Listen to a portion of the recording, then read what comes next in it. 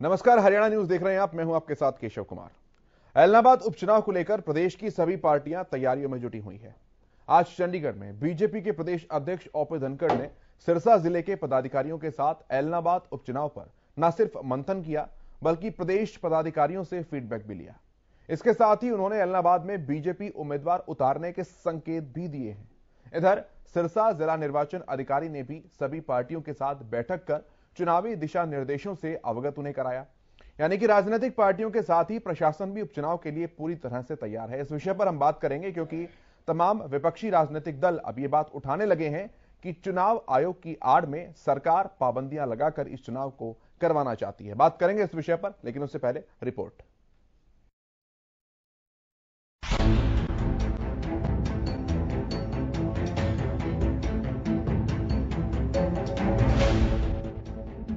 एलनाबाद उपचुनाव में चुनावी बिगुल बजने के साथ ही मंथनों का सिलसिला भी शुरू हो गया।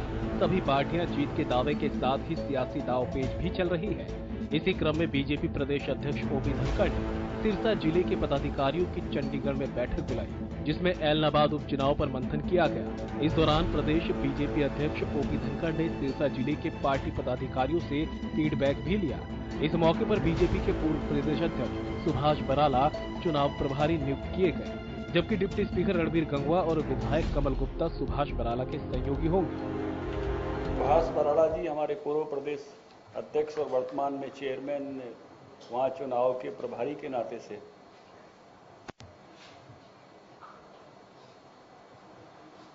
चुनाव देखेंगे। उनके साथ डिप्टी स्पीकर रणवीर गंगवा जी, उनके सहयोगी के नाते कमल गुप्ता जी विधायक, एक दूसरे सहयोगी के नाते कृष्ण पवार जी एससी मोर्चा अध्यक्ष और कर्णदेव कंबोज जी बीसी मोर्चा अध्यक्ष, ये उनका सहयोग है।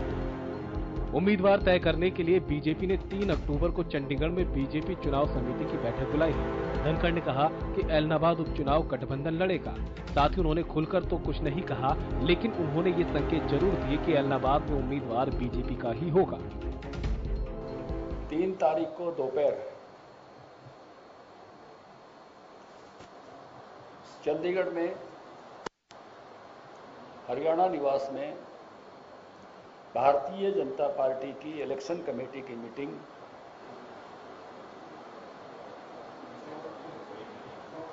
होगी। इस पर उम्मीदवार पर विचार किया जाएगा। चुनाव गठबंधन लड़ेगा। उम्मीदवार बीजेपी का होगा। मेरी इस सूचना से बहुत सारी बातें आपको स्पष्ट हो गई होंगी। गठबंधन चुनाव लड़ेगा, दोनों पार्टियां मिलकर चुनाव लड़ेंगी। वहीं धनखड़ ने कहा कि एलनाबाद उपचुनाव बीजेपी के लिए एक अवसर है, जबकि चुनौती इनेलो के लिए, क्योंकि इस्तीफा इनेलो नेता अभय चौटाला ने दिया है, इसलिए उनके लिए ज्यादा चुनौती होगी। ये चुनौती तो अभय सिंह जी के लिए है, क्योंकि उनको वहां रिपीट करके आना है। हमारे लिए तो एक अवसर है, क्योंकि उस सीट पर पहले वो विधायक थे, उन्होंने ही इस्तीफा दिया, इसलिए उनके लिए चैलेंज है वो लौट कर आए। हमको एक अवसर दिया है इस मौके ने, और हम अवसर को उपलब्धि में बदलने का प्रयास करेंगे। एलनाबाद उपचुनाव की घोषणा होते ही सिरसा में चुनावी सरगर्मियां तेज हो गई। दूसरी तरफ प्रशासन भी पूरी तरह से सतर्क है। गुरुवार को सिरसा प्रशासन ने राजनीतिक पार्टियों के प्रतिनिधियों के साथ मीटिंग की। इस दौरान चुनाव आयोग की ओर से दी गई गाइडलाइन के बारे में राजनीतिक पार्टियों को जानकारी दी गई, जो इस तरह है।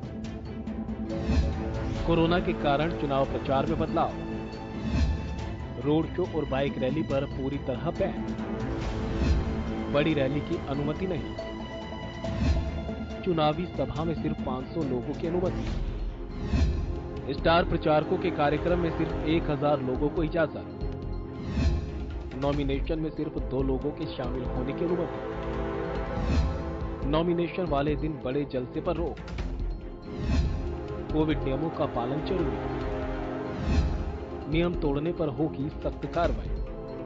क्या कुछ रोक लगाई गई है इलेक्शन कमीशन द्वारा कोविड की गाइडलाइंस को मद्देनजर रखते हुए, उसके बारे में भी सभी पॉलिटिकल पार्टीज को अवगत करा दिया गया है। तो हमारी पूरी आशा है एवं अपेक्षा है सभी पॉलिटिकल पार्टीज से कि जो भी इलेक्शन कमीशन की गाइडलाइंस रहेंगी उनका ये अनुपालना करेंगे और मॉडल कोड ऑफ कंडक्ट की भी अनुपालना करेंगे। बिल्कुल स्ट्रिक्ट एक्शन लिया जाएगा, एज पर रूल्स एक्शन लिया जाएगा और जो हमारे जो कॉम्पिटेंट अथॉरिटी होगी इलेक्शन कमीशन ऑफ इंडिया उनको सूचित कर दिया जाएगा टाइमली। ताकि मैंने बताया आपको कि सारी हमने डिटेल में डिस्कशंस करी है। डिटेल में डिस्कशंस में जो मुख्य बिंदु आई हैं कि जैसे रोड शोज इस बार अलाउड नहीं है, बाइक रैलीज अलाउड नहीं है, इसके अलावा जो गैदरिंग्स पे लिमिट है कि अगर आउटडोर में गैदरिंग्स करनी है तो वहाँ पे अगर कोई स्टार कैंपेनर अगर आते हैं किसी पॉलिटिकल पार्टी के तो वो लिमिट 1000 की है, अदरवाइज वो 500 की लिमिट है। यही नहीं, इलाहाबाद उपचुनाव को फ्री एंड फेयर करवाने के लिए पुलिस भी पूरी तरह से सतर्क है। क्षेत्र में सुरक्षा कर्मियों की तैनाती की जा रही है। सीआरपीएफ की भी 2 कंपनियां सिरसा में है जो इलाहाबाद में भी सुरक्षा की जिम्मेवारी संभालेगी। वहीं राजस्थान के बॉर्डर पर चौकसी बढ़ा दी गई। तो अभी डिप्लॉयमेंट हम लोग शुरू करेंगे ताकि निष्पक्ष रूप से फ्री एंड फेयर इलेक्शन हो और जो भी आपराधिक किस्म के तत्व हैं उनके खिलाफ कड़ी से कड़ी कार्रवाई होगी और जो भी पुराने जिनके ऊपर केसेस दर्ज हैं इलेक्शन से संबंधित उनके भी हम लोग डिटेल्स निकलवा रहे हैं और उनके खिलाफ भी देखेंगे जो भी कार्रवाई होगी।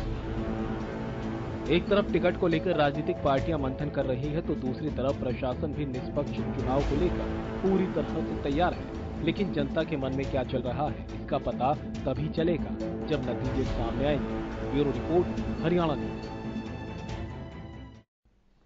राजनीतिक पार्टियों से लेकर के चुनाव आयोग सब अपनी तैयारी कर रहे हैं और काफी सवाल इनको लेकर उठ भी रहे हैं। कांग्रेस नेता तो ये सवाल उठा रहे हैं कि प्रशासन की आड़ में इस चुनाव को बांधा जा रहा है ताकि राजनीतिक लाभ उठाए जा सके। सवाल बहुत सारे हैं, जवाब तलाशते हैं इनका। जो पैनल मेरे साथ जुड़े हैं उनका परिचय मैं आपसे कराऊं। अशोक मलिक जी भारतीय किसान यूनियन के प्रवक्ता मेरे साथ जुड़े हैं। भाजपा के प्रवक्ता भारत भूषण जी हमारे साथ हैं। कांग्रेस के प्रवक्ता खालिद चहलका जी हमारे साथ हैं। जेजेपी के प्रवक्ता विवेक चौधरी जी हमारे साथ हैं और कुछ ही देर में इंडियन नेशनल लोकदल के प्रवक्ता भी हमारे साथ होंगे। आप सभी का बहुत स्वागत है एसटीवी हरियाणा न्यूज पर। मैं विवेक भाई शुरुआत आपसे ही करना चाहूंगा। पहले ये बात कही जा रही थी कि गठबंधन की बैठक होगी, उसके बाद ही तय होगा कि कौन वहां पर चुनाव लड़ रहा है, कौन चुनाव नहीं लड़ रहा है।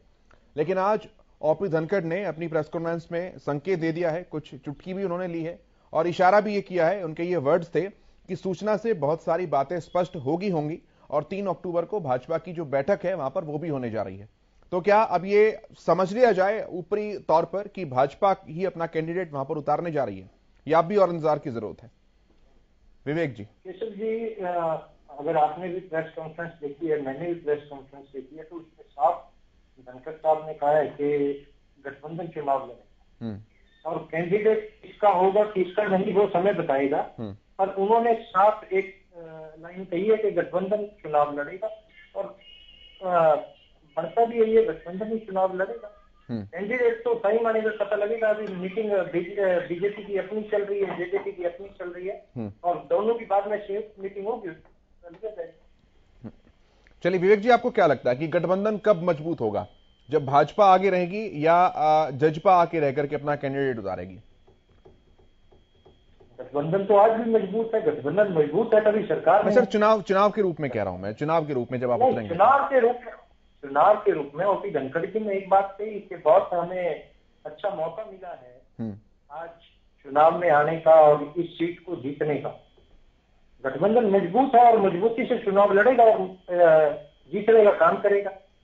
सोच तो उनको करनी चाहिए जिन्होंने उंगली कटा के शहीद होने की कोशिश की थी और अब दोबारा चुनाव में उतरने की तैयारी कर रहे हैं। अगर आपको इतना ही वो था, आप क्यों लड़ रहे हैं चुनाव? रिजाइन दे दिया तो घर बैठिए।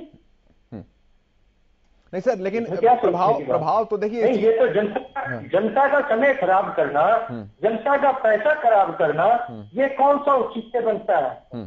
आपने अगर रिजाइन दिया, आपने सरकार की नीतियों से आप कहते हैं कि मैं तंग होके या कुछ भी किसानों की हमदर्दी में मैंने रिजाइन दिया, तो आप रिजाइन दे दिए, अपने घर बैठिए। वो तो उनका तो ये कहना है ना कि हमने वो आपको स्टेज पे बोले वो तो सर सीधा कह रहे हैं कि हमने सांकेतिक रिजाइन दिया था और इस बीच जिस उद्देश्य के लिए हमने रिजाइन दिया था उसका उद्देश्य किसानों की सहानुभूति को लेना था और वो उन्हें मिल चुकी है। तो उनका तो इस्तीफा देने का उद्देश्य पूरा हो चुका है। तभी मैं कहूंगा हरियाणा के सबसे वरिष्ठ नेता चौधरी ओम प्रकाश चौटाला जी को बोलने नहीं दिया जाता किसानों की स्टेज पे, वहां पे ये कहते हैं हमने सहानुभूति ले ली। सहानुभूति का काम नहीं है, काम तो किसानों की समस्या हल कराने का है। अगर आपके रिजाइन से समस्या हल हो गई हो तो बताइए, तो आप चुनाव में लड़ने के हकदार हैं। आज के दिन समस्या तो ज्यों की त्यों खड़ी है। डॉक्टर से आपने दवाई ले ली पर समाधान इसका कोई नहीं हुआ, इसका क्या फायदा लगा? मलिक साहब तो चुनाव में लड़ गए, आप जनता का पैसा बर्बाद कर रहे हैं, जनता का समय बर्बाद कर रहे हैं, इसके अलावा कुछ नहीं कर रहे। यानी कि आप ये मानते हैं कि जो लोकदल लगातार ये दावा कर रही है कि किसानों की सहानुभूति उन्हें मिले हैं, ऐसा कुछ नहीं है। ठीक है, मैं अशोक, ठीक है, मैं मलिक साहब से इस बात का जवाब लेता हूं। मलिक साहब, अभय चौटाला जी भी ये बात कह रहे हैं और लोकदल के तमाम नेता भी ये बात कह रहे हैं कि हमने किसानों के लिए ये इस्तीफा दिया था और किसान हमारे साथ हैं, हम किसानों के साथ हैं, और अब दोबारा चुनाव का मौका आ रहा है तो हम लड़ रहे हैं। किसान नेता होने के नाते आप किस रूप में देखते हैं उस इस्तीफे को भी और दोबारा चुनाव लड़ने को भी? क्या वाकई किसानों की सहानुभूति उनको मिल पाई है? देखिए केशव जी, जो उन्होंने इस्तीफा दिया था, ठीक है भाई, उन्होंने ये चैलेंज करके कि भाई सरकार मान जाए नहीं तो मैं अपनी इस्तीफा दे दूंगा, उन्होंने अपने जुबान पे अपना इस्तीफा दे दिया जो उन्होंने वादा किया था। और उन्होंने देखो काफी काम भी किया है भाई, जहां आंदोलन में भाई दवाइयां बांटना है, हॉस्पिटल, पानी वगैरह, जो भी जितना भी उनसे बना वो करे। और विपक्षी पार्टियां और भी सभी कर रही हैं छोड़ के बीजेपी को। और रही बात चुनाव की, मैं भी हमारी डिस्कस हो रही थी, हमारे मुहिम 24 के प्रधान थे तुलसी ग्रेवाल जी, और मोर खाप के प्रवक्ता थे जोगिंदर मोर जी, और हमारे राष्ट्रीय प्रवक्ता सुबेर सिंह समेण जी, ये हो रही थी चर्चा। इसी पे चर्चा तो होगी इलाहाबाद की। तो फिलहाल जो संयुक्त मोर्चा है, देखो मोर्चा ने फैसला तो लेना, मोर्चा ने कि भाई वो किसी का समर्थन करना या समर्थन नहीं करना या साइलेंट रहना है, वो आने वाला समय बताएगा। लेकिन जिन लोगों ने काम किया है, देखो जो भी विपक्ष की पार्टियां हैं, कोई भी पार्टी है भाई, उन्होंने काम तो किया ही है, आंदोलन में भागीदारी तो अपनी की है, चाहे कांग्रेस है, इन्हें लोग कोई भी पार्टी है। किसान मोर्चा किसी राजनीतिक दल को समर्थन करने के बारे में भी विचार कर सकता है इलाहाबाद उपचुनाव। हाँ, देखो वो मोर्चा गैर राजनीतिक एक मंच है, लेकिन अगर कोई इस तरह की कोई बात आती है भाई, जैसे हमारे भाई ने विवेक चौधरी ने कहा कि भाई वो तो उंगली कटा के शहीद हो रहे, देखो राजनीति है, राजनीतिक लोग तो राजनीति करेंगे, करनी है, सब ने करते भाई। सर मोर्चा गैर राजनीतिक है, लेकिन उसका लाइन तो वही है ना जो किसान आंदोलन का लाइन है। देखो बीजेपी को जो देखो मोर्चा ही है भाई, बीजेपी के खिलाफ हमारी जो कानूनों की लड़ाई चल रही है, 3 कानून बीजेपी वापिस ले, मौजूदा सरकार है बीजेपी की, किसान खिलाफ है बीजेपी के, जो भी खिलाफ जिसके मान ले ये दिखा भाई ये कैंडिडेट बीजेपी को हरा रहा है, ऑटोमेटिक सी बात है कि भाई किसान तो चाहेंगे कि उसकी सपोर्ट की जाए जो बीजेपी को हरा रहा है। बीजेपी के कैंडिडेट को जो रहता दिखेगा, ये संभव है कि उसकी तरफ है, लाजमी होना भाई, किसान तो उसी की तरफ होगा जब तक समाधान। अगर उससे पहले 30 अक्टूबर से पहले किसानों की मांग सरकार मान लेती है, ये कानूनों की वापसी हो जाती है या एमएसपी की गारंटी दे देती है, जो भी एक समाधान हो जाता है, तो उसके बाद ये अलग हालात बढ़ेंगे। तो ये है जी, मतलब बीजेपी के साथ फिर जेजेपी भी लपेटे में आएगी। नहीं, जेजेपी का तो ऐसा जी, जेजेपी का तो इतना ब्योंत नहीं है कि वो अभय चौटाला अगर इलेक्शन वहां से लड़ता है जेजेपी अपना उम्मीदवार उतारे। जेजेपी का कोई भी ये भाई कुछ कहे, वहां से जेजेपी अपना उम्मीदवार उतारेगी ही नहीं, क्योंकि उम्मीदवार उतारेगी तो दिग्विजय के सिवाय कोई उम्मीदवार नहीं है, और दिग्विजय उनके सामने, हमारे को नहीं लगता कि दिग्विजय उनके सामने चुनाव लड़ पाएंगे। ठीक है विवेक जी, मैं आपसे रिएक्शन लेता हूं, फिर मैं भारत जी के पास आऊंगा। बोलिए सवाल आपसे। साहब मेरे को अपने आप ही कंफ्यूज लगे। इन्होंने पहले तो कहा कि किसान मोर्चा किसी का समर्थन नहीं करेगा और किसान मोर्चा गैर राजनीतिक है। अगर गैर राजनीतिक है तो चुरूनी साहब क्यों बारी बारी करते फिरते हैं कि चुनाव लड़ेंगे, पंजाब में चुनाव लड़ेंगे। मैं तो सलाह देता हूँ चुरूनी साहब को भी कि आपको अपना चुनाव का इच्छा पूरी करनी है तो आप इलाहाबाद से चुनाव लड़िए, आपको भी पता लग जाएगा क्या कुछ है। आज कहीं ना कहीं ये सिर्फ और सिर्फ एक प्रोपगेंडा है। और अभी मलिक साहब ने कहा कि जेजेपी का वो नहीं है कि वहां कैंडिडेट उतारे, और अपनी बात से फिर पलट के कि जेजेपी अगर उतारेगी तो दिग्विजय तो उतारेगी। दिग्विजय चौटाला जी हो चाहे कोई भी नेता हो, जेजेपी अकेला कैंडिडेट नहीं उतार सकती, ये आप भी समझते हैं। जो कैंडिडेट उतरेगा वो गठबंधन का उतरेगा, ना बीजेपी का अकेला उतरेगा, ना जेजेपी का अकेला उतरेगा। गठबंधन का कैंडिडेट उतरेगा और गठबंधन ही चुनाव लड़ेगा। विवेक जी ठीक बात है, पिछले दिनों में इन्हीं दिनों में बड़ौदा हल्का का चुनाव था और चुनाव में जेजेपी ने अपनी वहां ताल ठोकी थी, लेकिन उनको ये हो गया भाई वहां बीजेपी ने, देखो वहां बीजेपी ने उनको मौका नहीं दिया क्योंकि उनका एरिया नहीं था। हाँ पुरानी ताऊ एक मिनट, लेकिन अब उनके गृह जिला में एक मिनट सुनो, अरे एक मिनट सुनो, अब उनके गृह जिले में चुनाव हो रहा है। देखो एक विवेक जी एक मिनट भाई, उनके गृह जिले में चुनाव हो रहा है तो अब तो उनका हक बनता है, गठबंधन उनको टिकट दे। देखो अब उनका हक बनता है, उनके गृह जिले में चुनाव हो रहा है, गठबंधन को भी चाहिए कि जेजेपी को वहां से चुनाव लड़ना चाहिए। ये गठबंधन है, उनको मना नहीं करे, लेकिन जेजेपी भाग रही है वहां से, जेजेपी भागेगी वहां से। किसान मोर्चे का मामला नहीं है, गठबंधन का मामला है और गठबंधन को इसमें डिसाइड करने दीजिए। ठीक है सर, इसमें ना तो आप कुछ कर सकते हैं ना मैं कुछ कर सकता हूँ, गठबंधन का मामला है, गठबंधन डिसाइड करेगा। किसान मोर्चा हमें नहीं बताएगा कि किसका कैंडिडेट उतरना चाहिए और किसका नहीं। मैं तो किसान मोर्चे को कहता हूँ, आप तरूनी जी कहते हैं चुनाव लड़ना है, आजमा के देखिए किसमें क्या दिक्कत है। हो सकता है फैसला हो जाए, चुनौड़ी को भी भाई हो सकता है, चुनौड़ी चुनाव लड़ने क्या बात है, क्या किसान चुनाव नहीं लड़ सकता? हो सकता है अगर मोर्चा फैसला करते तो गुरनाम सिंह भी भाई इलेक्शन लड़ सकते हैं, क्या इसमें बुराई थोड़ी है? आप अपनी बात से खुद पलट जाते हैं, आप अपनी बात से खुद पलट जाते हैं। अभी डिबेट में आपने कहा शुरुआत में कि गैर राजनीतिक है और गैर राजनीतिक है, लेकिन राजनीतिक लोगों की चाल को देखते हुए हमने हो सकता है इसके राजनीति में भी आ जाए, क्या बुराई है? ठीक है सर, ठीक है विवेक जी, मैं आता हूं, वापस विषय पर आऊंगा। मैं बात उस विषय की करते हैं जब चुनाव आयोग ने आज वहां पर स्थानीय नेताओं के साथ बैठक की है। उस बैठक के बाद जब काफी सारी बातें रखी गई कि बाइक रैली नहीं हो सकती, बड़ी सभाएं नहीं हो सकती हैं, नॉमिनेशन में केवल 2 ही लोगों को जाने की इजाजत है, तो कांग्रेस के नेता सुभाष जोधका ने कहा है कि सरकार फेल हो चुकी है, इसलिए चुनाव को सीमाओं में बांध रही है और इसमें प्रशासन को आगे किया जा रहा है।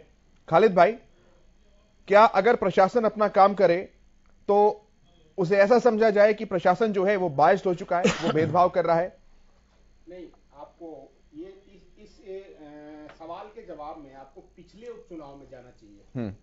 जब इस प्रदेश में बड़ौदा का उपचुनाव हुआ, आपने उस समय देखा कि प्रशासन का किस तरह से दुरुपयोग किया सरकार और सत्ता ने, और किस तरह से सरकारी मशीनरी का इस्तेमाल किया। सबसे पहले तो बात यह है कि इस चुनाव की आवश्यकता क्यों पड़ी, आखिर एलनाबाद के लोगों को ये चुनाव में क्यों दोबारा से भेजा गया? एक नेता किसानों के हित का दम भरता है और अपना इस्तीफा देता है। इस्तीफा देने से बेहतर था कि विधानसभा में रहता और उनकी बात वहां पे उठाता, आवाज वहां से भी उठती और उनको लगता कि उनको किसान के मंच पे जाना, तो मंच तो लगे ही है पूरे, उसमें पूरे देश में चारों तरफ किसानों को मंच लगे, वो जा सकते थे, लेकिन उन्होंने ऐसा नहीं किया। एक उन्होंने स्टंट किया और उनको लगा कि स्टंट से किसानों की हमदर्दी हमको मिल जाएगी। लेकिन हुआ क्या, आपने जब देखा श्री ओम प्रकाश चौटाला जी जब से आए जेल से, आपने देखा वो कई जगह किसानों की सभाओं में गए, तो वहां कई जगह ऐसी खबरें आई, आपने भी दिखाई, दूसरे लोगों ने भी दिखाई कि उनको माइक पे नहीं बोलने दिया गया।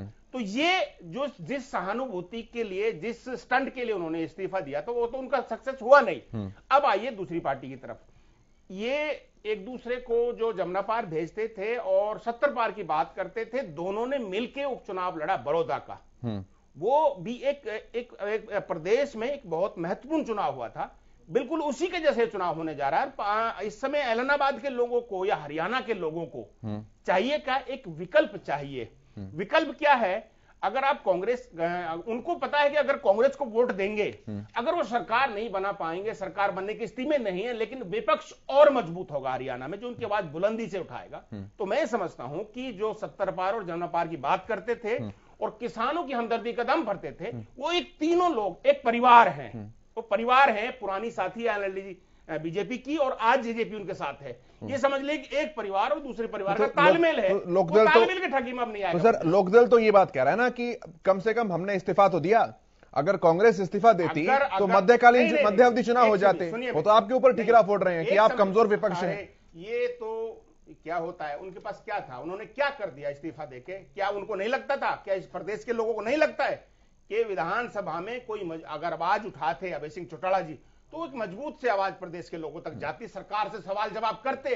आप सरकार के सामने सरेंडर करके आ जाते हैं और दूसरे को ऊपर ठीकरा फोड़ते हैं, तो ये बात यानी आप कह रहे हैं उन्होंने केवल ताली बजवाने के लिए इस्तीफा दिया, मात्र एक स्टंट था, उस स्टंट का फायदा नहीं मिला। ठीक है, रणबीर लोहान जी बहुत स्वागत है आपका, थोड़ा देरी से जुड़े, लेकिन सवाल मुझे लगता है कि आपने सुन लिया, मैं जवाब आपसे चाहूंगा। सवाल वो यही मांग रहे हैं कि अगर किसानों के हक की बात थी सर, ये तो हक तो विधानसभा में भी उठ सकता था।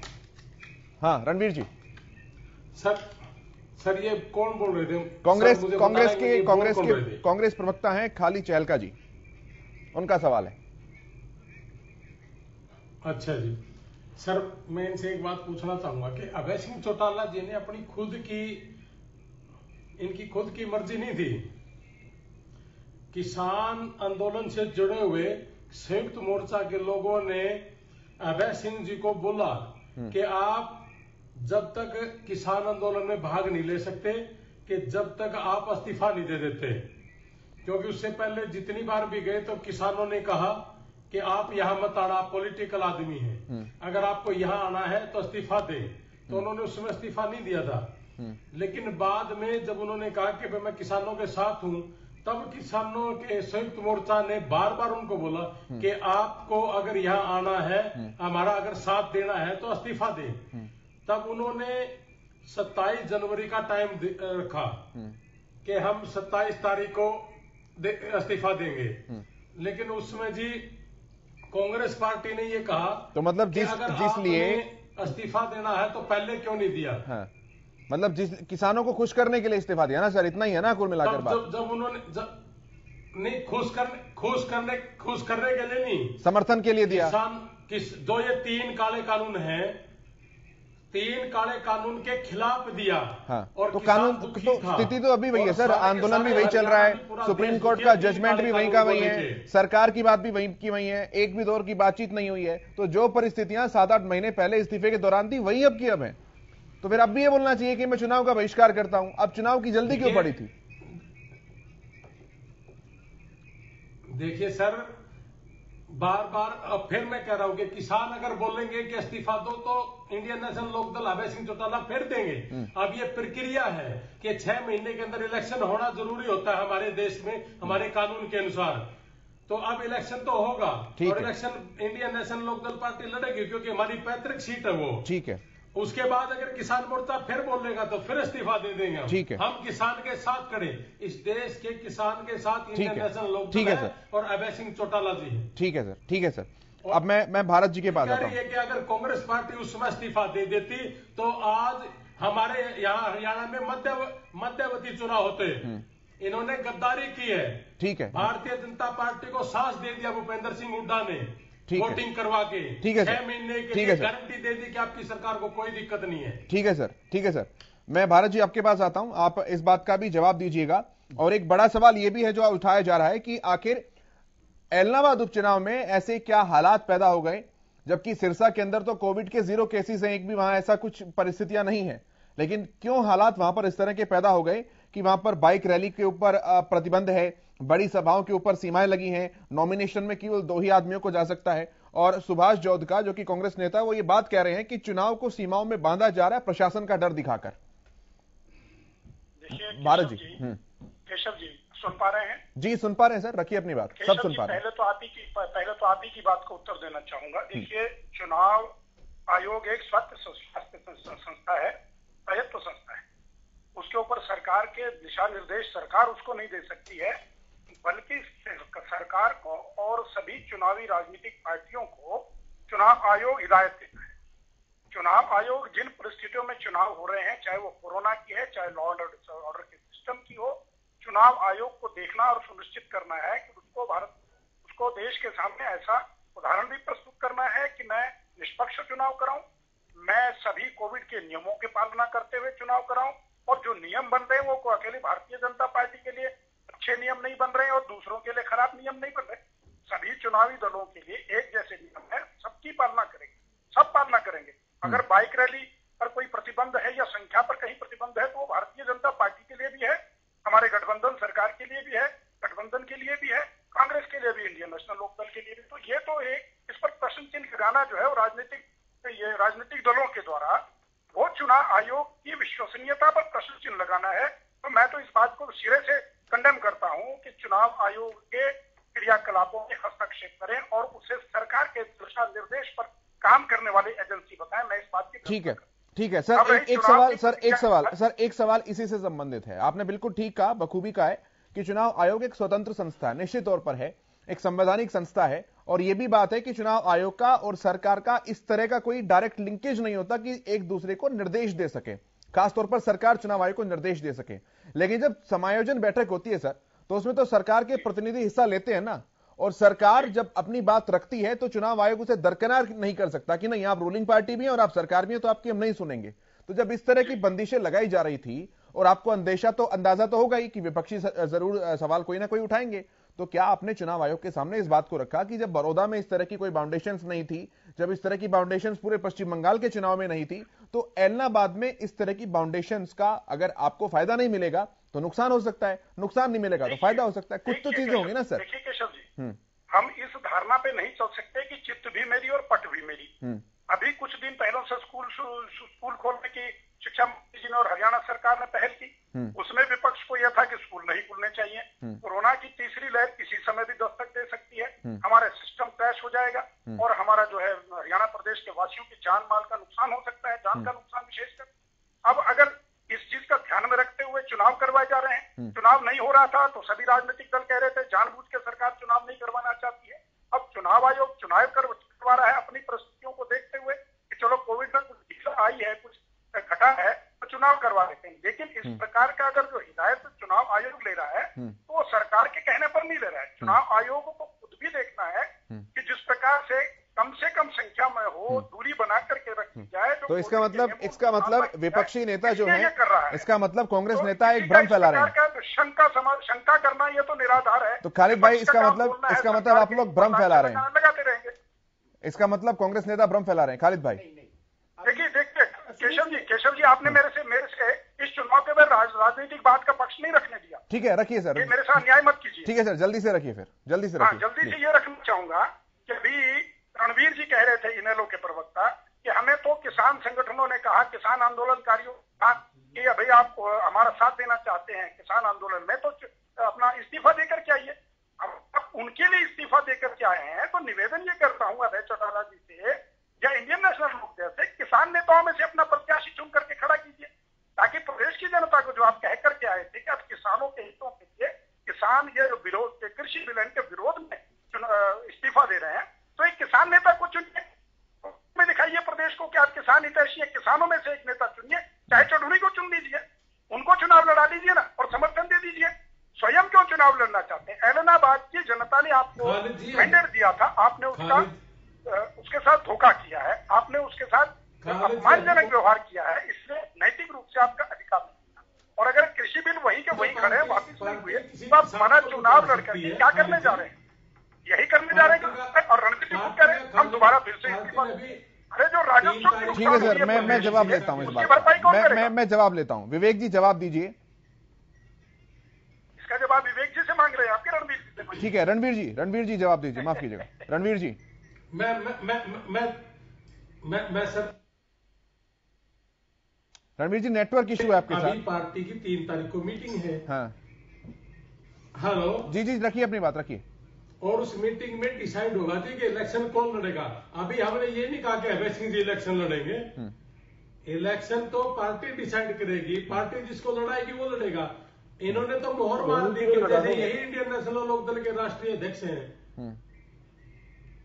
अभी तो पार्टी डिसाइड करेगी किसने इलेक्शन लड़ना है, जो जिसको पार्टी कहेगी वो इलेक्शन लड़ेगा। तो विवेक जी, जैसा कि आप कह रहे हैं कि गठबंधन तय करेगा, वो भी कह रहे हैं जब पार्टी तय करेगी, अभी से क्यों जल्दबाजी में घेर रहे हैं उन्हें आप?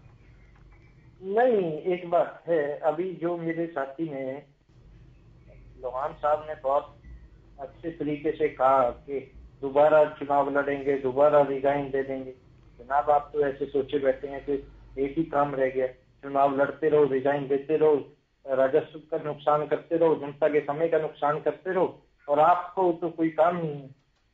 वही बात जो मैंने डिबेट की शुरुआत में कही कि उंगली कटा के शहीद मत हुई। आप इतने किसान हितैषी हैं, बहुत बढ़िया कहा भूषण जी ने कि आप धोनी जी को चुनाव लड़ाइए। आप इतने किसान हितैषी हैं, किसी किसान नेता को चुनाव लड़ाइए। आप किसान हितैषी होने की बात करते हैं, आप ये तो बताइए वहां से दौड़े क्यों विधानसभा में से? विधानसभा में किसानों की आवाज उठाने की बजाय आप वहां से दौड़ते दिखे और आपने वहां से दौड़ने का काम किया, ये कोई बात नहीं है। आप इस्तीफा देना क्या समाधान है? आप सिलेक्ट करके भेजे थे, इलाहाबाद की जनता ने सिलेक्ट करके भेजे थे कि आप वहाँ। ठीक है मैं खालिद भाई के पास आता हूँ। सेंटर रखते हैं सर, डिबेट के ट्रैक पे ही रखते हैं सर। मैं खालिद भाई के पास आ रहा हूँ। खालिद भाई, जब आप लोगों को पता है कि चुनाव आयोग एक स्वतंत्र संस्था है जिसमें सरकारी हस्तक्षेप नहीं होता है, तो फिर क्यों ये भ्रम फैला रहे हैं कि ये प्रशासन को आगे रखकर और भाजपा अपना हित साध रही है?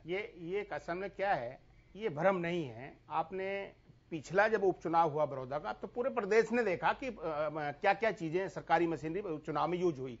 अब जो ये पाबंदी आप गिनवाइए, आप स्पेसिफाई कीजिए ना, आप गिनवाइए। मैं आपको बता देता हूं, वहां पे एक लिमिटेड अमाउंट में गैस बांटा गया और वहां के जो अधिकारी हैं उनका गलत इस्तेमाल किया गया। मतलब ऐसी बहुत सारी चीजें, बहुत लंबी लिस्टेड है। वहां घोषणाएं हुई, उन घोषणा को क्या हुआ, मुख्यमंत्री जी ने घोषणा की, उन घोषणा को क्या हुआ।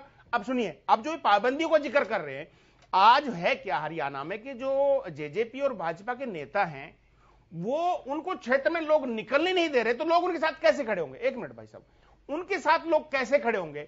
अब वो जो दूसरी पार्टियों के साथ, हमारी कांग्रेस पार्टी के साथ या किसी के साथ लोग खड़े होंगे, तो उसमें डर क्या है सरकार को कि सरकार के खिलाफ माहौल बन जाएगा। ये पाबंदियां इसलिए हैं, नहीं तो सरसा में आपको पता है ना कोविड का कितना मसला है। अरे मैं समझता हूं हरियाणा में सबसे सुरक्षित जिला मान सकते हैं हम उसको। लेकिन क्या है कि वहां पाबंदियां लगाई जा रही हैं कि आप 2 लोग नॉमिनेशन के लिए जाएंगे। मतलब आप चुनाव आयोग पे सवाल उठा रहे हैं? एक सेकंड, नहीं, चुनाव आयोग पे सवाल नहीं कर रहे, ये सब प्रशासनिक व्यवस्था। और सुनिए मेरी बात, आपको एक बता देता हूं, सरकार के राय मशवरे का, सरकार की एडवाइस का चुनाव आयोग भी सम्मान करता है। ऐसा नहीं है कि आप मौके की सरकार है उसके खिलाफ आप चुनाव लड़ने जा रहे हैं। वो एक ठीक है चुनाव आयोग है, लेकिन अब जो मौके पे जो सरकार है उसका एडवाइस होता है चुनाव आयोग को। तो जो उन्होंने रिपोर्ट्स दी कि हमारे प्रदेश की स्थिति क्या है, चुनाव आयोग तो वहां गली गली में या गांव गांव घूम नहीं रहा है। आंकड़े उन्होंने जो दिए, जो अपना प्रदेश की स्थिति बताई, उन्होंने क्या भ्रम फैलाया, क्या डर फैलाया। सही मायने में यह है जो भ्रम का और डर का इल्जाम आप कांग्रेस पार्टी पे लगा रहे हैं या हमारे साथी लगा रहे हैं, वो भ्रम और डर इस सरकार ने बनाया है चुनाव आयोग के सामने, ताकि लोग नहाए, लोग इकट्ठे ना हो कि साहब उनके खिलाफ जो माहौल बनने वाला वो माहौल ना बने।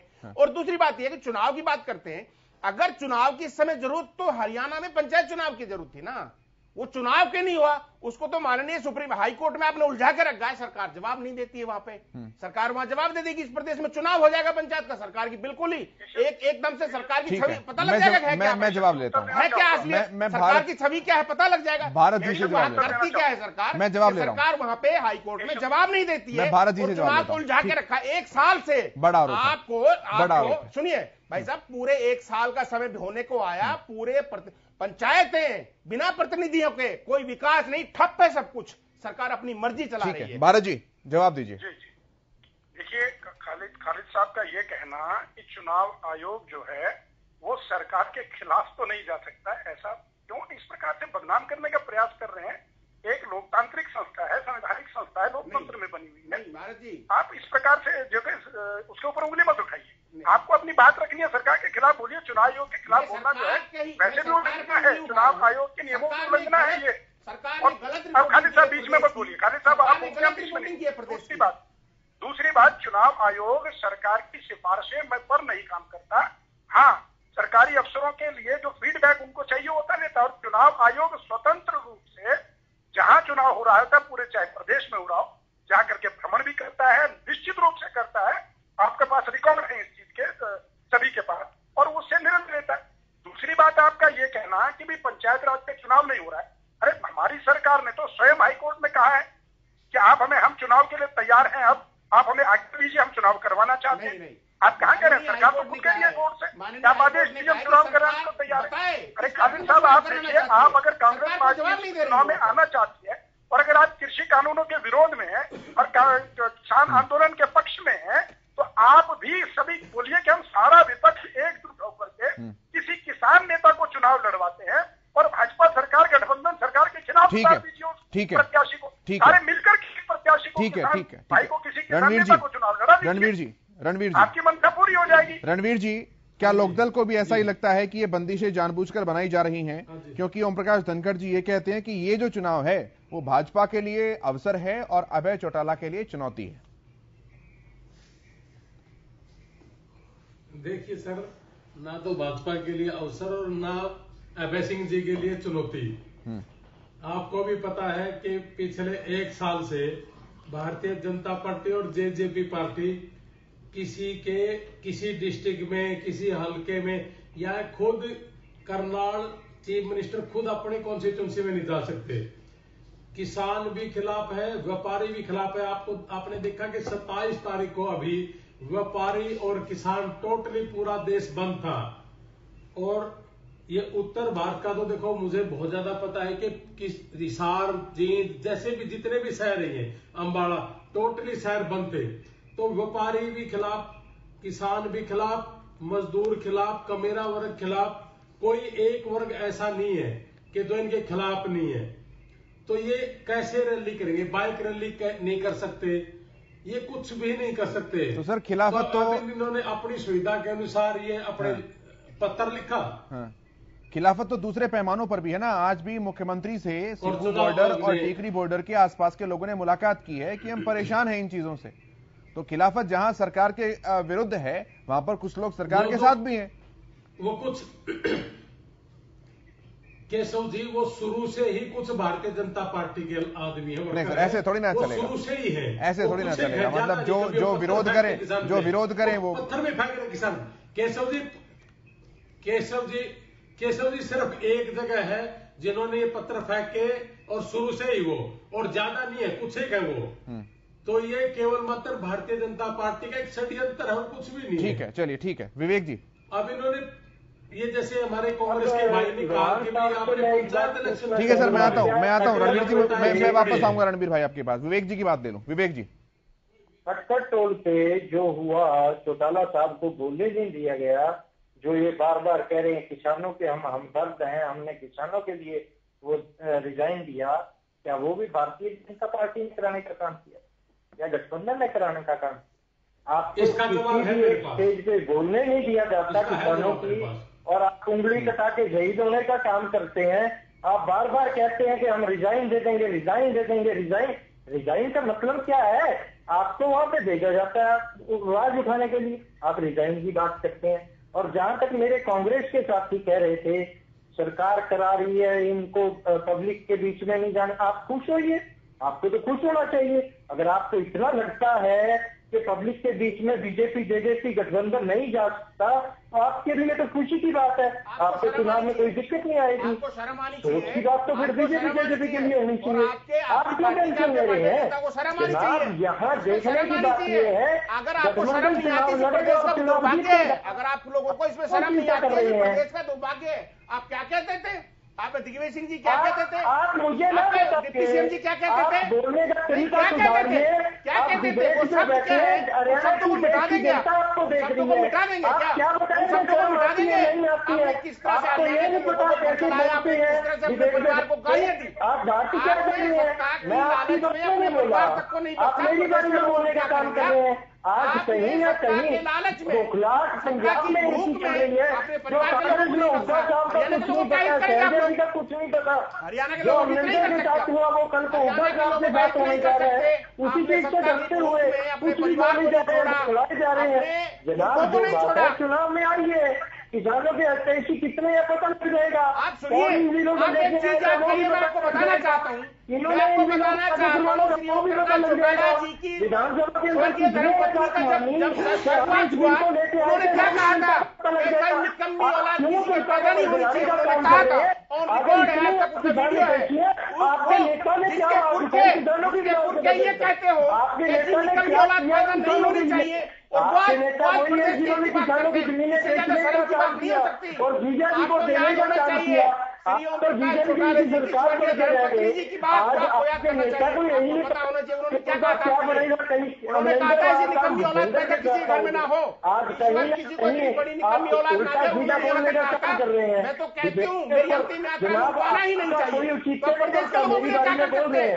प्रदेश के लोगों का आप कुछ नहीं कर सकते, प्रदेश के लोगों का आप कुछ नहीं कर पाएंगे। आपने सौदेबाजी की हुई है, आज कहीं ना कहीं आप हरियाणा को लूट रहे हैं, आप लोगों ने किया हुआ है, ऐसा नहीं होगा। ये जनता आप जनता को बार बार हरियाणा में कहावत है ना, एक ही बार कर रही है, माननीय भाई वो बार बार नहीं चलेगी, माननीय मुख्यमंत्री के दिवाली चलते बार बार नहीं चलेगी। हरियाणा की जनता आपने हरियाणा के साथ जो विश्वासघात किया उसका जवाब देगा।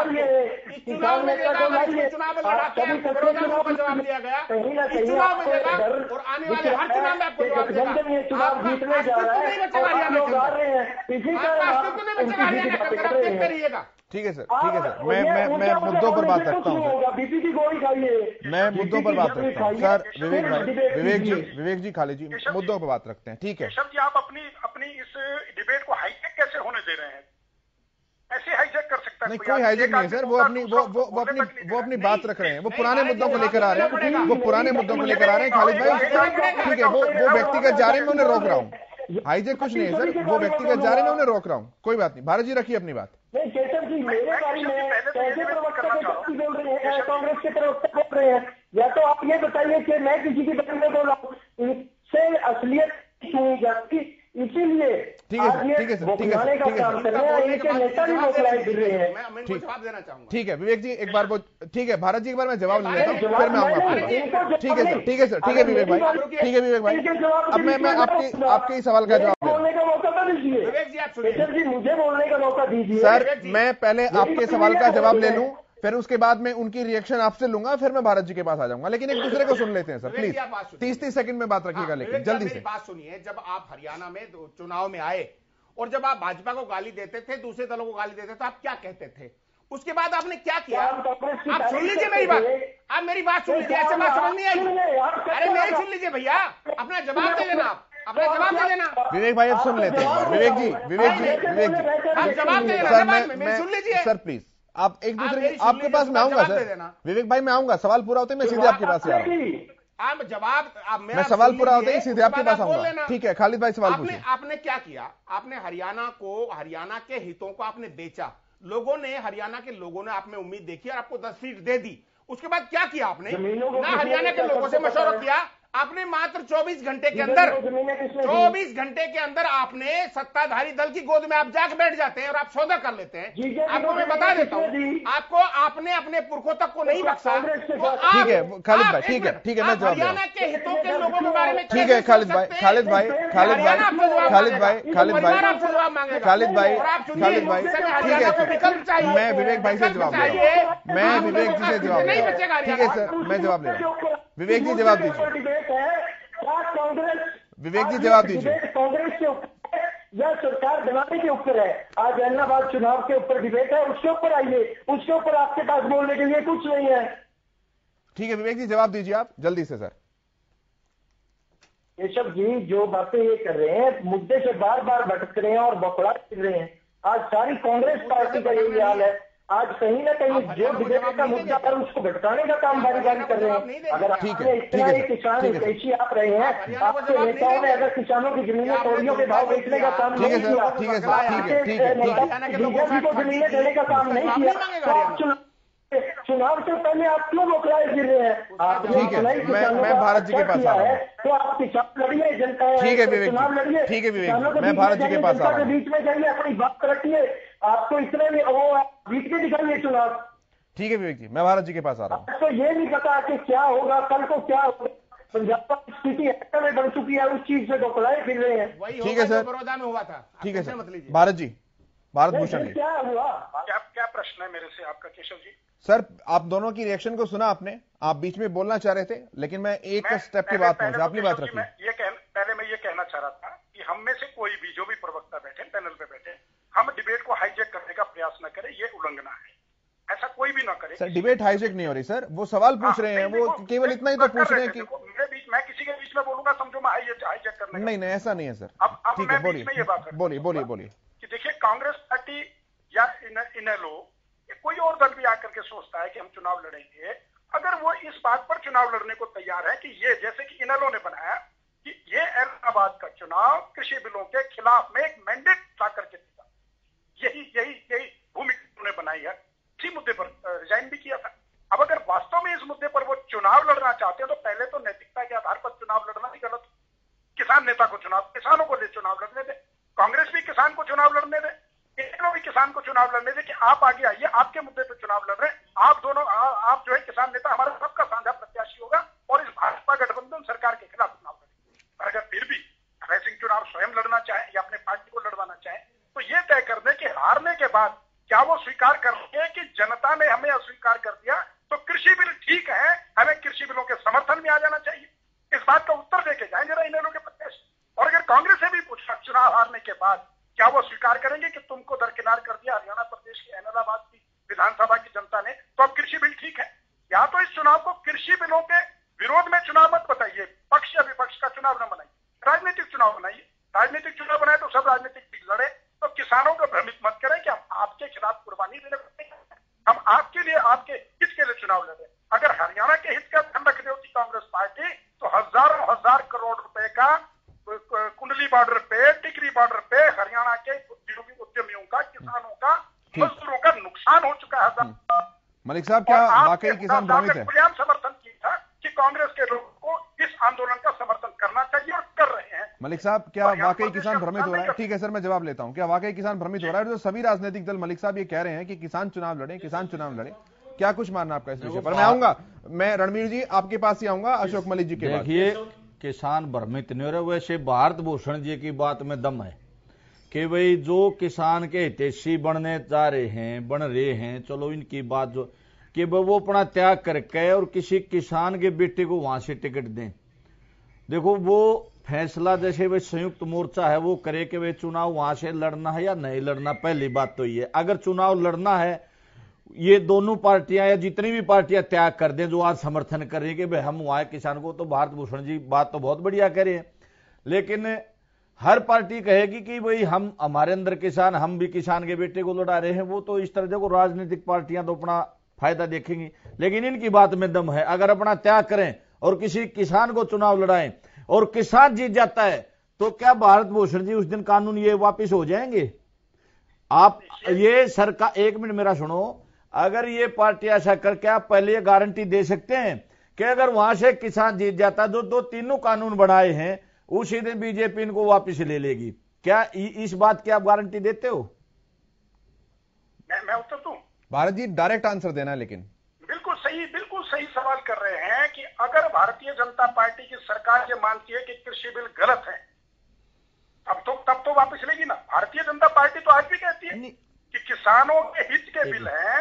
राजनीतिक दलों ने किसानों को बरगला करके आंदोलनरत कर दिया और धीरे धीरे किसानों को जब समझ आई तो वो घरों को लौट गया और आज मात्र राजनीतिक, ठीक है मलिक साहब, भारत भूषण जी विरोधी लोग, हरियाणा के विरोधी लोग वहां पर आंदोलन कर रहे हैं और विशेषकर पंजाब के द्वारा। ठीक है sir, to the point Malik sahab, आप हरियाणा प्रदेश मलिक साहब भारतीय जनता पार्टी की गठबंधन, ठीक है सर, आप अगर हरियाणा के नुकसान कतई नहीं होने देगी, मजबूती से चुनाव लड़ेंगे। चुनाव अशोक जी, भूषण जी, मैंने संशोधनों की आवश्यकता है। देखिए अशोक मलिक जी, आप ही ने 22 तारीख को इसी टीवी चैनल की डिबेट पे कहा था कि बिल वापस मत लीजिए, सुधार कर दीजिए, एमएसपी की गारंटी। मैंने ये नहीं कहा, आपको तब से कह रहे हैं कि आप आइए बैठिए, केंद्रीय मंत्री। ठीक है सर, मेरा विषय वो नहीं है, मेरा विषय वो नहीं है सर, प्लीज मैं क्या कह रहा हूँ, मेरा आज का विषय वो नहीं है और मेरे पास समय की भी कमी है सर। मैं अब फाइनल कमेंट, मैं सबके पास आ रहा हूँ एक एक करके। फाइनल कमेंट 40 सेकंड का समय शुरुआत में करूंगा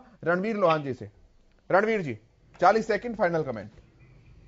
जी सर, देखिए, मैं तो भारत जी ने एक बात बोली थी कि इंडियन नेशनल लोकदल पार्टी अगर हार जाती है तो क्या ये सही है? मैं भारत जी से ये पूछना चाहूंगा कि अगर इंडियन नेशनल लोकदल पार्टी जीत जाती है तो क्या कानून रद्द कर दोगे? नहीं करेंगे, आप इस बात नहीं करेंगे, मना कर चुके हैं सर। और दूसरी बात जी, इन्होंने एक बात बोली जी कि अभय सिंह जी ने इस्तीफा दे दिया, सहानुभूति ले ली। अभय सिंह जी जब तक इस्तीफा नहीं दे रहे थे अपने बच्चों की शादी में वह, तो यहाँ के किसान भी और हरियाणा के हर आदमी ये कह रहे थे कि अभय सिंह जी कहाँ हैं। और अभय सिंह जी जब उनकी शादी करके जब गए तो किसानों ने खुद बोला था, उन्होंने सहानुभूति के लिए नहीं, किसानों की डिमांड की वजह से उन्होंने कहा था कि आप इस्तीफा दें, तो इस्तीफा दिया था इन्होंने किसानों के कहने से। ठीक है सर खालिद भाई फाइनल कमेंट। बाकी इलेक्शन लड़ना ना लड़ना ये पार्टी ठीक है सर खालिद भाई फाइनल कमेंट। खालिद भाई फाइनल कमेंट। किसको लड़वाना चाहेगी? ठीक है रणवीर जी, लड़वा सकती है। ठीक है रणवीर जी। एमपी का इलेक्शन सुरेश को लड़वाया था, सुरेश कौत को लड़वाया था, किसान नेता थे, तो ठीक है रणवीर जी, ठीक है रणवीर जी। खालिद जी देखिए, अभी भाजपा के प्रवक्ता ने कहा कि वहां चुनाव लड़ने के लिए मुद्दे क्या होंगे, तो मैं उनको बताना चाहता हूं कि इस प्रदेश में आपने जो तांडव मचाया है, चाहे वो खेती की महंगाई हो, चाहे डीजल पेट्रोल के रेट हो, मेरी बात खत्म होने दीजिए भाई साहब, डीजल पेट्रोल के रेट्स हो, भ्रष्टाचार हो, और सारे मुद्दे जो आपने इस प्रदेश के अंदर प्रदेश के लोगों का खून चूसने के लिए बनाए, वो सब आपके खिलाफ मुद्दे होंगे। दूसरा, आपने चैलेंज दिया कि किसी किसान के बेटे को लड़ाइए, ये चैलेंज आपका हरियाणा के लोगों को है, राजनीतिक दलों से ज्यादा हरियाणा के लोगों को आप चैलेंज कर रहे हैं कि किसान। और दूसरी तरफ आप कह रहे हैं कि कानूनों को भाजपा गलत मांगेगी तभी तो वापस लेगी, यानी कि एक तरफ आप कह रहे हैं कि अगर किसान का बेटा जीत जाता है तो हम मान लेंगे, और दूसरी तरफ आप कह रहे हैं कि बीजेपी इसको सही मानेगी तो तब हम इसको वापस लेंगे। ये नहीं चलेगा। इस प्रदेश में दिन पे दिन और इस देश में दिन पे दिन ये प्रदेश और देश के लोग आपको आईना दिखा रहे हैं, आप देखते जाइए। ठीक है सर, आपको अपना चेहरा साफ हो जाए। ठीक है सर। विवेक जी फाइनल कमेंट सर। आज कहीं ना कहीं मैं तो ये कहूंगा, इनेलो और कांग्रेस वाले आज मुद्दे के ऊपर ना रह के डिबेट के अंदर और ही बातें घुमाने का काम किया। आज जो इलाहाबाद की जनता है उसको भी दिख रहा है कि आने वाले समय में क्या है। 3 साल का समय अभी पड़ा है और चुनाव आज है। चुनाव इलाहाबाद को भी अपना विकास चाहिए, इलाहाबाद की जनता को भी काम चाहिए। आज कहीं ना कहीं सरकार के साथ इलाहाबाद की जनता जाने का काम करेगी, गठबंधन को जिताने का काम करेगी, और गठबंधन जीत के और मेंबर गठबंधन का विधानसभा में जाएगा। तब ये इनेलो वाले और ये कांग्रेस वाले क्या कहने का काम करेंगे, क्या जनता अब ये मान लेंगे कि किसानों ने इनको नकारने का काम किया। ये इनेलो वाले तो मैं कहूंगा इतना इनको शर्म ही नहीं है, इतने वरिष्ठ नेता जो पूजनीय और ठीक है सर भारत जी के पास भारत जी 40 सेकंड सर प्लीज मैंने फाइनल कमेंट मांगा सर, मैंने फाइनल कमेंट मांगा सर, प्लीज भारत जी दोनों साथियों का उत्तर देना चाहूंगा। रणवीर जी को तो ये उत्तर देना चाहूंगा बाद में। भारत जी ने किसानों के आंदोलनकारियों के कहने पर इस्तीफा दिया था, तो भाई अगर इस्तीफा उनके कहने पे दिया था तो उन्हीं के टेंटों में उन्हीं के आंदोलन में बैठे रहते, तब तक अपने घर जाके क्यों बैठे। तो में ऐसा था जब चौटाला साहब जाकर के बॉर्डरों पर बैठे तो नहीं दिया, आपको अपना उत्तर मिल गया। अभी कांग्रेस ने कहा कि मुद्दे क्या है, मैंने तो कहा ही नहीं कि मुद्दे क्या है, मैंने कही मुद्दा इन लोगों ने बनाया है विरोध में ये उपचुनाव हो रहा है। क्योंकि अगर ना कृषि बिलों के विरोध में ना जो अमर सिंह जी रिजाइन करते ना ये चुनाव, तो अगर इसी मुद्दे पे और सभी किसान हितैषी का दावा करते, तो मैंने अब भी दावा कर रहा हूँ कि अगर वास्तव में ऐसा है तो किसान बेटा नहीं कहा मैंने। ठीक है सर, मैंने कहा किसान नेता को चुन करके जो वास्तव में किसान आपको लगता है कि आंदोलन में बैठा है, किसान नेता है आंदोलन में बैठा है। मलिक साहब जल्दी से। देखिए केशव जी, राजनीतिक वाले अपना अभियान चलाएंगे, हम अपना जन जागरण अभियान हमारा जारी है। 16 अक्टूबर को रोहतक मकडौली टोल पे पूरे उत्तर भारत की बहुत बड़ी पंचायत सरव जाति सरव खाप और संयुक्त किसान मोर्चा की एक बहुत बड़ी पंचायत होगी, और उसमें खापों के द्वारा भी अहम निर्णय लिए जाएंगे 16 अक्टूबर को रोहतक के मकडौली टोल प्लाजा। ठीक है सर बहुत धन्यवाद आप सभी का बहुत धन्यवाद इस चर्चा में सम्मिलित होने के लिए। मेरे साथ इस कार्यक्रम में इतना ही, लेकिन खबरों का सफर लगातार जारी है।